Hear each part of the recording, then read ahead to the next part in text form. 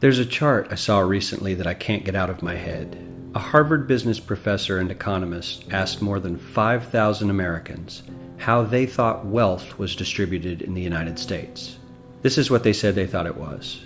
Dividing the country into 5 rough groups of the top, bottom, and middle 3 20% groups, they asked people how they thought the wealth in this country was divided. Then he asked them what they thought was the ideal distribution. And 92%, that's at least 9 out of 10 of them, said it should be more like this. In other words, more equitable than they think it is. Now that fact is telling, admittedly, the notion that most Americans know that the system is already skewed unfairly. But what's most interesting to me is the reality compared to our perception. The ideal is as far removed from our perception of reality as the actual distribution is from what we think exists in this country. So ignore the ideal for a moment. Here's what we think it is again. And here is the actual distribution. Shockingly skewed. Not only do the bottom 20% and the next 20%, the bottom 40% of Americans barely have any of the wealth. I mean, it's hard to even see them on the chart. But the top 1% has more of the country's wealth than 9 out of 10 Americans believe the entire top 20% should have. Mind-blowing. But let's look at it another way, because I find this chart kind of difficult to wrap my head around. Instead, let's reduce the 311 million Americans to just a representative 100 people. Make it simple. Here they are: teachers, coaches, firefighters, construction workers, engineers, doctors, lawyers, some investment bankers, a CEO, maybe a celebrity or two. Now let's line them up according to their wealth. Poorest people on the left, wealthiest on the right, just a steady row of folks based on their net worth. We'll color code them like we did before based on which 20% quintile they fall into. Now let's reduce the total wealth of the United States, which was roughly $54 trillion in 2009, to this symbolic pile of cash.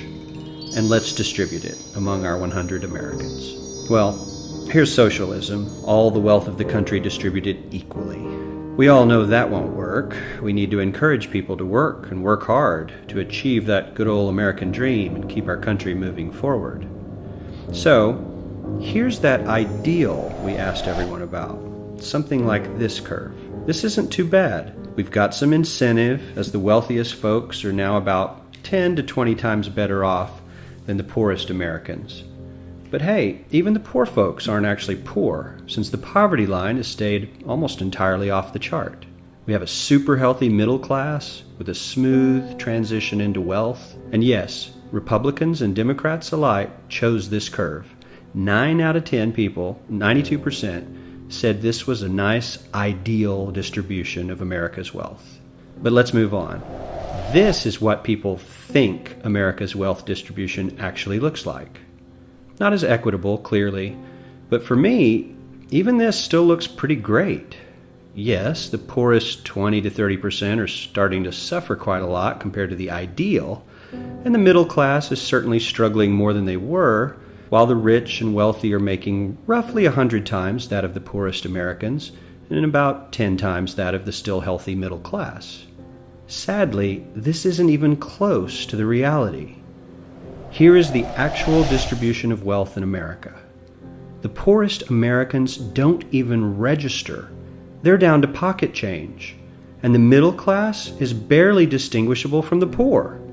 In fact, even the rich between the top 10 and 20 percentile are worse off. Only the top 10% are better off. And how much better off?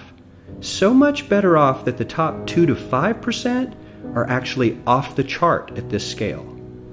And the top 1%, this guy, well, his stack of money stretches 10 times higher than we can show. Here's his stack of cash, restacked, all by itself. This is the top 1% we've been hearing so much about. So much green in his pockets that I have to give him a whole new column of his own, because he won't fit on my chart. 1% of America has 40% of all the nation's wealth.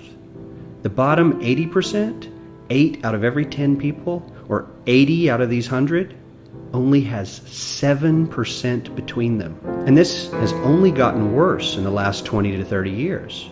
While the richest 1% take home almost a quarter of the national income today, in 1976 they took home only 9%, meaning their share of income has nearly tripled in the last 30 years. The top 1% own half the country's stocks, bonds, and mutual funds. The bottom 50% of Americans own only 0.5% of these investments, which means they aren't investing. They're just scraping by. I'm sure many of these wealthy people have worked very hard for their money. But do you really believe that the CEO is working 380 times harder than his average employee? Not his lowest paid employee, not the janitor, but the average earner in his company. The average worker needs to work more than a month to earn what the CEO makes in 1 hour. We certainly don't have to go all the way to socialism to find something that is fair for hardworking Americans. We don't even have to achieve what most of us consider might be ideal. All we need to do is wake up and realize that the reality in this country is not at all what we think it is.